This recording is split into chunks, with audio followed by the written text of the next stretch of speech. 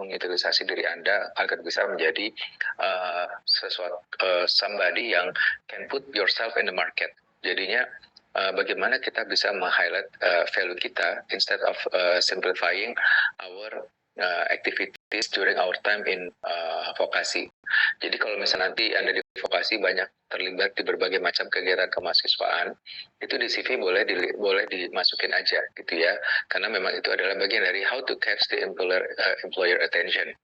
Jadi kalau misalnya Anda melihat CV, ya ini ada di sini yang CV is outline your skill and experience that highlight your value. Kenapa dibilang highlight the value? Karena di sinilah sebenarnya bagian bagaimana Anda bisa menjual diri Anda ke perusahaan atau tempat Anda nanti internship, gitu ya. Kalau misalnya Anda juga dilibatkan jadi tim yang terlibat dalam misalnya PR consultant, atau Anda mahasiswa vokasi yang punya kemampuan digital yang sangat baik, itu misalnya ya, lalu di-hire sama salah satu perusahaan yang mengkampanyekan sebuah produk yang akan di-launching, ya itu bisa Anda jual diri Anda dengan memposting yang seperti ini, highlight your value. Jadi mention 2-3 hal konkret yang sangat bisa kelihatan mata si rekrutmen itu bisa menjual Anda gitu ya. Nah ini sama catch the employer attention. CV itu misalnya memang berbagai macam profession yang bisa di Anda grabbing untuk masuk ke dalam dunia pekerjaan. Nah yang terpenting adalah position you as the right person for the job. Jadi pastikan ketika membuat CV itu, Anda memang sudah sangat tertarik dengan pekerjaan itu. Misalnya digital social media strategist, misalnya CSR strategist, misalnya media relation strategist, misalnya event management strategist. Nah, jadi tunjukkan bahwa Anda memang punya ketertarikan dan adalah orang yang tepat untuk job yang sedang ditawarkan, gitu ya.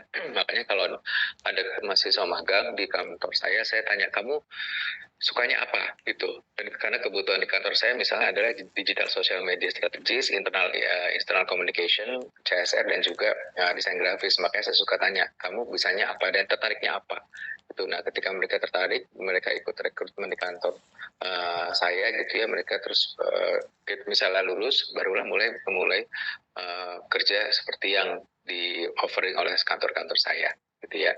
Nah, land you an interview. Jadi CV ini seperti saya bilang tadi, this is actually like a fence, seperti pagar. How do you open the fence to get the interview session? Gitu. Jadi ketika orang membaca CV Anda dan dia merasa tertarik, ini adalah kendaraan untuk Anda untuk bisa masuk ke tahap selanjutnya, yaitu tahap interview. Jadi CV yang baik itu memang yang harus eye catching, yang secara warna juga bisa attract people gitu ya. Jadi memang harus benar-benar dibuat seserius mungkin gitu ya. Nah ini ada beberapa different types of CV. Ada chronological CV, ada custom CV, ada creative CV. Chronological CV itu biasanya di-hire oleh perusahaan BUMN dan kementerian. Jadi kenapa saya bilang chronological CV, dia sifatnya sangat formal gitu ya. Sangat formal, nama, alamat gitu ya, tanggal lahir, terus pengalaman sekolah, dari bahkan suka ada yang nanya sampai TK gitu ya, TK, SD, SMP, SMA gitu. Nah terus kuliahnya di mana, itu sampai seperti itu. Jadi kalau chronological CV itu biasanya memang bentuknya satu halaman. Nah saya kalau dulu saya waktu masuk PLN, mereka cuma perlu chronological CV gitu ya, dan waktu saya masuk PAM DKI juga seperti itu. Beda waktu saya meloncat ke perusahaan waktu saya ke British Petroleum gitu ya, dia sebutnya custom CV. Jadi custom CV itu walaupun sifatnya sangat chronological kayak di yang chronological CV, tapi Anda punya kebebasan untuk menentukan format ataupun bentuk CV yang menarik. Karena biasanya anak-anak vokasi, apalagi di umur kalian tuh jagonya tuh bikin format-format CV yang bagus-bagus gitu ya. Ada creative CV. Nah, creative CV inilah yang sering kali dipakai di era sekarang. Dalam arti, creative CV ini dia tuh sering dipakai oleh orang-orang yang meng-hire Anda, anak vokasi, seperti di startup gitu ya. Di startup, terus terus apa namanya perusahaan-perusahaan advertising agency, PR agency, communication agency, mereka sering memakai kreatif CV, gitu ya. Nah, apa sih yang ada di CV? Ini yang Anda bisa lihat ya. Jadi kalau di CV itu ya pasti yang penting nama dan kontak detail. Jadi previous work experience juga penting. Kalaupun Anda nanti fresh graduate, tapi Anda punya work experience selama kemahasiswaan di vokasi UI, itu silakan dimasukkan. Kalau punya training-training yang Anda terima ataupun seminar-seminar yang Anda dapatkan selama di vokasi UI atau selama kuliah, bukan di vokasi UI aja, seminarnya misalnya, itu bisa Anda masukkan. Nah, ada yang namanya personal statement gitu ya. Nah, personal statement ini adalah bagian dari how to put yourself in the market. So, this is part how you sell yourself to make people eye catching with your capability and apa namanya ya performance gitu ya. Nah, ada juga beberapa perusahaan yang memang meng-hire mensyaratkan social media account. Tapi di beberapa perusahaan enggak, karena sebenarnya ada beberapa perusahaan yang memperlihatkan bahwa social media account is really personal, yeah, it's nothing related to do with the company. Sometimes people just want to check your attitude or how you writing something in the social media account gitu. Nah, kalau ada award atau hobi-hobi yang interest itu bisa disampaikan juga saat kalian punya CV. Nah, ini tips untuk writing great CV. Get inspired, concise itu kalau bisa satu halaman aja, dan juga achievement proofread. Ini sebenarnya ada yang paling sebentar. Ini ada yang saya sampaikan waktu saya mengisi seminar di UGM tahun lalu. Oke.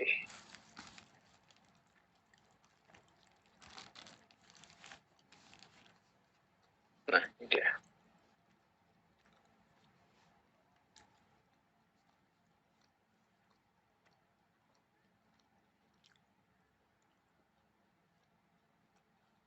Udah kelihatan belum ya?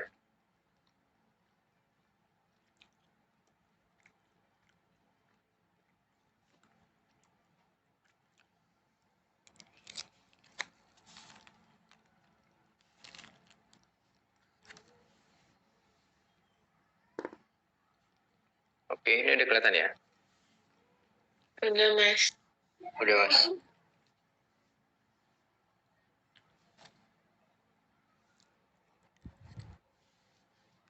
Oh, nah this is the part interesting. Ketika saya menyampaikan ini di seminar How to Boost Your CV di UGM tahun lalu, dan ini juga saya sampaikan di UI waktu itu. Jadi sebenarnya apa sih CV itu sendiri gitu ya? Terus gimana mempersiapkan eye-catching CV? How to make your CV a very impressive person gitu ya? Do we need the body text, curriculum vitae in some industry, and juga future challenge of CV? Nah, ini saya sampaikan dalam bahasa Indonesia memang disebut daftar riwayat hidup. Jadi jangan heran, please no wonder if you are applying for the government or ministry corporation, they said like daftar riwayat hidup, not CV, because it's just the same actually for people in government. They use a word of daftar riwayat hidup. Jadi daftar riwayat hidup ini berisi informasi diri secara umum, consists of your general information or specific your information. Basically ini berisi data nama lengkap gitu ya, alamat tempat tinggal dan tempat Anda domisili. Biasanya ada dua, tempat tinggal sesuai KTP dan tempat tinggal sesuai domisili. Dan secara khusus berisi kelebihan-kelebihan yang bersifatnya menjual diri Anda yang seperti tadi saya bilang. Misalnya Anda atlet, selain Anda lulusan vokasi atau saat ini Anda dalam konteks internship, Anda juga sebenarnya atlet yang pernah mengharumkan nama provinsi, misalnya nama kota administrasi Anda, misalnya Jakarta Utara, Jakarta Barat, atau mungkin kota apa yang kalian pernah ada ya. Terus secara khusus berisi kelebihan-kelebihan diri yang bersifat menjual. Nah, ini tadi seperti saya bilang, ini juga bisa dibagi sebagai faktor pelengkap proposal. Apakah kelebihan Anda itu misalnya memang menulis, digital social media strategis, media kreasi strategis, itu ditulis sebagai hal yang bisa melengkapi diri Anda. Nah, kalau bisa disetting sesuai kebutuhan dan informal dan non formal, itu biasanya it depends on the company.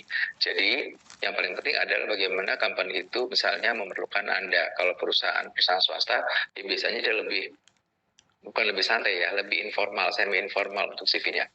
Nah, yang paling penting saat Anda mempersiapkan CV adalah mengetahui dan mempelajari perusahaan yang hendak dilamar. Jadi penting sekali Anda melakukan searching terhadap perusahaan yang Anda lamar. Yeah, this is very important when you feel like interesting to do applying like a job in the company. You have to know deeper about the company as well, dan melakukan job research untuk menghasilkan CV yang baik dan benar. Jadi yang pertama adalah mengetahui tentang perusahaan itu perusahaan apa. Kalau misalnya ada perusahaan satu grup gitu, misalnya Transcorp Group gitu ya. Misalnya Transcorp itu kan ada Trans TV, ada Transmart gitu ya. Nah, Anda harus tahu tuh Anda akan ditempatkan di mana. Apakah di transport korporat atau misalnya di Transmartnya atau bagaimana. Misalnya Pertamina korporasi gitu ya. Nanti Anda harus lihat job research-nya itu dilihat apakah Anda di anak perusahaan Pertamina atau mungkin cucu perusahaannya Pertamina. Gitu. Jadi Anda harus betul-betul tahu bagaimana karakteristik perusahaan yang Anda lamar. Ya, bisa disajikan secara ringkas pada jelas nama satu halaman saja. I have never made my CV more than one page because usually HR will only read in the first page. So make your first page is impress to any kind of people who read it. Jadi, however you make the CV, just please make the first page very interesting to people to make it read carefully. Jadi, kalau saya mau bicara di halaman kedua, biasanya saya bicara tentang what did I do during my time being a public relation, gitu ya. Jadi CV it has to be one page only. Walaupun perusahaan saya misalnya tiap berapa tahun nambah gitu, jadi perusahaan ke-7 atau ke-8, tapi saya coba desain bahwa itu adalah satu halaman aja gitu ya, satu halaman aja. Nah, perlukah body text pendukung? Nah, ini perlu banget. Jadi beberapa tahun selalu ada anak vokasi mau internship, dia cuma ngirim CV tanpa ada embel-embel yang terhormat, selamat pagi atau dear bapak ini bapak itu. Dan orang itu ternyata kenal sama Mbak Amel. Dia WA Mbak Amel, bilang, Mbak Amel ini anakmu ngirim CV ke perusahaanku, nggak pakai body text, cuma kirim CV dan cuma nggak ada thank you, nggak ada apa, kosong doang gitu. Nah, akhirnya waktu itu sama Mbak Amel dipanggil dan ditegur bahwa sebenarnya body text itu sangat penting. Body text adalah sebuah pembuka atau misalnya pintu masuk untuk kita supaya CV kita itu bisa kelihatan baik gitu ya. Nah, sebenarnya body text juga adalah menjadi alat gimana kita menjual diri kita dengan baik gitu ya, because misalnya kita akan memulai dari kata-kata dear sir, madam, my name is Farel, I'm 20 years old, I'm interested to apply in your position as apa gitu ya. Terus juga misalnya Jihan bisa tulis ya, as a vocational student I interested writing digital strategy. I also involved in many event gitu ya. Itu bisa ditulis, pergunakan bahasa Indonesia yang baik. Minimal 3 paragraf. Karena saya kalau bikin body text itu memang selalu 3 paragraf atau 4 paragraf. Biasanya di paragraf keempat itu adalah thank you for your kind attention and thank you very much for your support in this regard. Jadi pertama saya menjelaskan my name is misalnya Doni Hermawan gitu ya, Anda bisa perkenalkan diri Anda tadi gitu ya, misalnya my name is Sheila Ramadina, I graduated from Vocational Study University of Indonesia, I interested to apply for the position because I'm highly motivated person to work seriously in your company. My skills are writing, analyzing digital social media and also event management. Jadi bisa dibikin di paragraf kedua seperti itu. Paragraf ketiga bisa menunjukkan bahwa Anda sebenarnya orang yang benar-benar bisa bekerja di tempat tersebut. Ya, jadi tanda tangan asli dengan tinta yang baik dan tegas. Walaupun digital, kan kita punya tanda tangan digital sekarang ya, atau mungkin bisa di scan di PDF gitu, supaya orang kelihatan oh iya anak ini serius karena mereka pakai tanda tangan digital. Nah, kurikulum VT di beberapa industri ini sebenarnya adalah perusahaan-perusahaan di mana saya pernah berkecimpung di dalamnya gitu ya, kecuali entertainment. Tapi kalau BUMN dia kurang lebih akan sama dengan oil and gas industry mining, kecuali dia memang miningnya itu swasta. Tapi kalau di BUMN dan pemerintah, Anda nggak perlu repot-repot bikin yang estetik ya, karena memang di pemerintah itu benar-benar cuma misalnya nama alamat gitu ya, nama misalnya Krisna Andriansa, alamat di sini, terus lulusan sini. Itu terus dari SD, SMP, SMA itu dikasih lihat sampai ke bawah pengalamannya. Dan biasanya kalau misalnya di BUMN pemerintah misalnya atau public service yang sifatnya pemerintahan, mereka merequire nama ibu bapak kandung gitu ya, nama saudara kandung, posisinya lagi Anda anak berapa dari berapa bersaudara itu ditulis di situ. Nah, kalau fast moving consumer good, ada yang pernah dengar sebelumnya FMCG, Fast Moving Consumer Goods. Ada yang tahu itu perusahaan apa?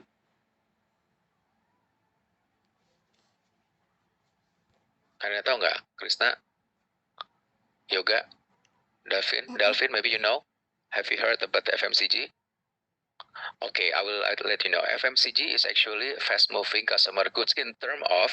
Jadi yang bisa saya gambarkan adalah kalau Anda melihat Garuda Food, yang punya kacang Garuda gitu ya, Unilever yang punya Clear, Sunsilk, Lux, itu adalah FMCG. Indofood itu adalah FMCG. Perusahaan-perusahaan farmasi yang mengeluarkan obat hari-hari, kayak misalnya perusahaan saya misalnya mengeluarkan perusahaan Insto, OBH Kombi, itu masuk dalam fast moving consumer goods. Dia karakteristiknya memang farmasi, tapi namanya FMCG. Jadi kalau nanti di semester 4 Anda ditawarkan misalnya oleh vokasi atau dibilang sama Mbak Meta, kamu mau nggak ke FMCG? Nah, kalian sudah tahu bahwa FMCG adalah fast moving consumer goods. Kenapa dibilang fast moving consumer goods? Pergerakannya itu sangat cepat. Sebagai contoh, Anda lihat Indomie ya. Indomie dalam 1 tahun, how many product they sell for us ya. There is kind of various Indomie ya, dari mulai misalnya soto ayam, soto Banjar, mie Aceh gitu kan ya. Terus sekarang lagi ada mie bulgogi segala macam. Itu namanya fast moving consumer goods. Sabun juga seperti itu. Sampo misalnya Clear mengeluarkan berbagai macam varian Clear, ada Clear Men gitu ya, Clear untuk laki-laki, Clear untuk misalnya untuk berhijab gitu ya, itu namanya fast moving consumer goods ya. Jadi please note bahwa fast moving consumer goods adalah sebuah perusahaan yang punya produksi yang perputarannya terjadi sangat cepat di publik gitu. Dan bisa jadi misalnya ketika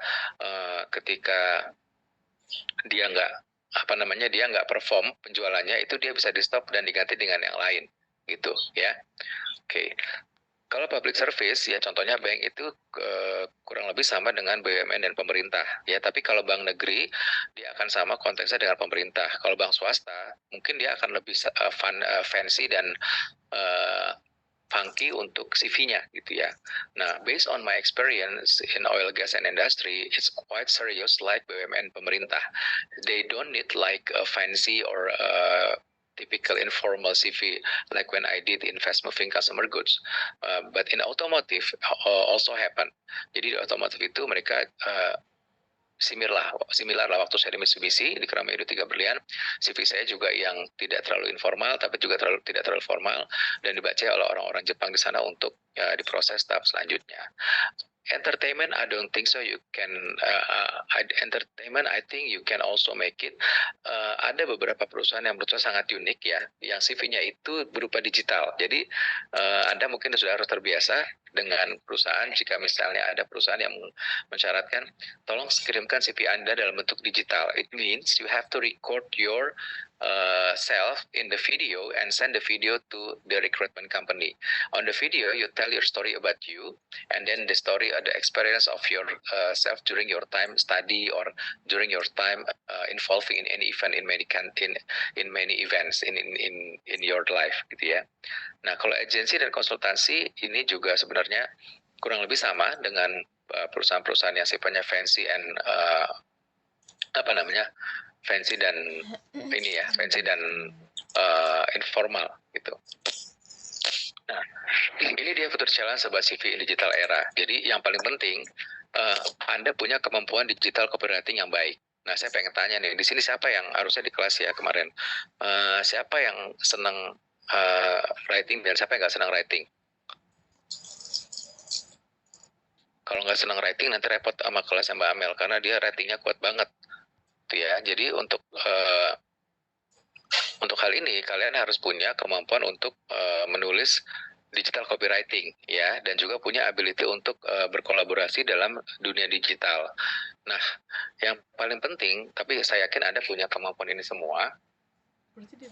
adalah mungkin adalah hal dari bagaimana melakukan menyampaikan sesuatu yang sifatnya sangat visual gitu ya. Nah, kalau yang easily digital movement ini bisa saya cerita sedikit ya. Karena pergerakan digital itu di dunia PR atau di dunia digital sangat cepat ya. Jadi ini juga berimbas kepada dunia PR. Jadi kalau dulu ada sebelum Facebook dan Instagram dan sebagainya itu cikal bakalnya ada Friendster. Ini pernah dengar Friendster nggak? Ada yang pernah dengar Friendster? Belum. Karena Mas. Belum ya, oke. Kalau yang kelas sebelah ada yang sempat dengar Friendster itu sebenarnya kayak Facebook. Jadi dia cikal bakalnya sosial media zaman dulu. Dia sebenarnya nggak zaman dulu sih. Dia lahir tuh sekitar tahun 2000. Hitsnya tuh dia 2000. Ya mungkin 15 years ago ya. Jadi memang mungkin kalian masih baru SD. Jadi sekitar tahun 2008 2009 tuh Friendster sangat-sangat hits. Nah, kemudian tahun 2010 2009 tuh ketika Facebook masuk Asia, Friendster tuh tergerus. Friendster tuh tergerus. Makanya kemudian masuklah nggak lama Twitter ya. Terus ada Path ya. Ada yang tahu Path? Atau pernah ada yang punya Path? Saya Mas. Oke, sip. Ada punya pet, terus kemudian masuk Instagram ya. Sekarang ada juga lagi yang lain-lain. Nah, platform ini itu adalah bagian dari kerjaan digital PR. Nah, bagaimana kita sebagai orang yang mau meng-create CV itu kita punya sensing gitu ya untuk secara mudah mendeteksi digital movement. Ketika sekarang ada lagi LinkedIn, ya sekarang ada lagi namanya Stellar. Kalian nanti boleh cek tuh. Ada yang tahu Stellar nggak? Nah, Stellar tuh bagus banget dipakai sama perusahaan ya. Jadi di kantor saya waktu di Indica Energy dulu tuh kita sudah mulai pakai Stellar. Cuma memang di Indonesia itu Stellar itu nggak begitu terkenal. Tapi looknya Stellar tuh bagus. Jadi dia kayak buku yang bisa dilihat, dibuka-buka gitu ya. View-nya tuh view-nya itu bagus gitu ya. Karuselnya bagus gitu ya. Nah, jadi dia tuh memang dibuat untuk perusahaan. Dan dia bisa memuat foto yang agak berat dengan tulisan yang agak panjang dan berat, tapi dibilang Instagram juga bukan gitu ya, dibilang Twitter juga enggak, karena dia pasti bisa menulis yang panjang. Nah, have strong content creator talent. Nah, saya nih kalau misalnya lagi nge-hire anak-anak magang, I have to admit they have a fresh mind ya, dalam arti people in your age actually have a fresh mind, literally which actually related to content creator talent ya. Jadi dengan ide yang bagus gitu di CV itu kalian bisa lihat bahwa kalian bisa memperlihatkan bahwa kalian punya strong content creator talent, misalnya bahwa ditunjukkan bahwa misalnya ketika Anda mengenalkan diri Anda, misalnya I'm Rizky Martin, I have a strong content creator talent, for example I have made content ABCD gitu ya. Nah, itu bisa dibilang ya. Nah, yang paling penting juga tunjukkan bahwa Anda misalnya sekarang ini punya misalnya Anda punya virtual collaboration gitu ya, Anda bisa tampilkan ini. Ini biasanya scope orang-orang yang membuat ability digital untuk perusahaan, ya. Nah, ini sebenarnya lebih seru kalau disampaikan secara offline, tapi saya sampaikan aja penggambarannya. Jadi tabel content session 2 ini bagaimana kalian sebenarnya masuk ke dunia kerja atau internship ya. Mempersiapkan tes tertulis, persiapan sebelum interview, saat sesi interview, do's and don'ts saat interview, dan juga millennial future challenge di dunia kerja. Nah, yang penting adalah how you prepare the document, required document ya. Jadi kalau sekarang itu kan semuanya serba di scan ya, di scan bahkan pakai iPhone Anda ataupun Android Anda bisa foto dalam bentuknya PDF scan. Jadi persiapkan dokumen-dokumen yang disyaratkan. Misalnya nanti ketika Anda internship, misalnya Anda dosen PA-nya, penasihat akademiknya saya itu harus minta tanda tangan saya gitu ya, tanda tangan asli ke Mbak Meta dan juga misalnya ke siapa yang lainnya. Dan kalian harus punya konsep penulisan lamaran secara profesional. Nah, nanti kalau di kelas ketika offline kita simulasi sama-sama how to make a good CV gitu ya. Nah, strategic thinker dalam melakukan persiapan, dalam arti seperti yang tadi disampaikan di sesi pertama itu tentang CV. Nah, Anda punya satu kemampuan strategi untuk mempersiapkan supaya gimana nih setelah CV, apa sih yang mesti dipersiapkan gitu ya. Terus bagaimana next step supaya saya punya di-hire sama perusahaan yang saya lamar pekerjaannya. Persiapan fisik dan mental ini lebih kepada how you prepare yourself into to be ready, ya, to be ready utilizing by the company, gitu ya. Bagaimana Anda menjadi seorang yang pribadi yang siap untuk digunakan oleh perusahaan. Nah, di sini pasti semua udah pernah ikut psikotes ya waktu SMA. Pernah Mas? Pernah ya, oke. Maybe it is quite different actually. Jadi kalau misalnya di psikotes di kerjaan, kalau di SMA kan kalian psikotesnya lebih kepada sebenarnya jurusan apa yang cocok untuk kalian ya, gitu ya. Nah kalau misalnya di pekerjaan, psikotes di pekerjaan itu don't get wrong, it will measure are you suitable or not suitable with this job. Jadi there is no stupid or not stupid ya. Jadi nggak ada smart or not smart di sini ya. Jadi misalnya psikotes ini kalau dalam pekerjaan itu nggak ada siapa lebih pintar atau siapa lebih tidak pintar gitu ya.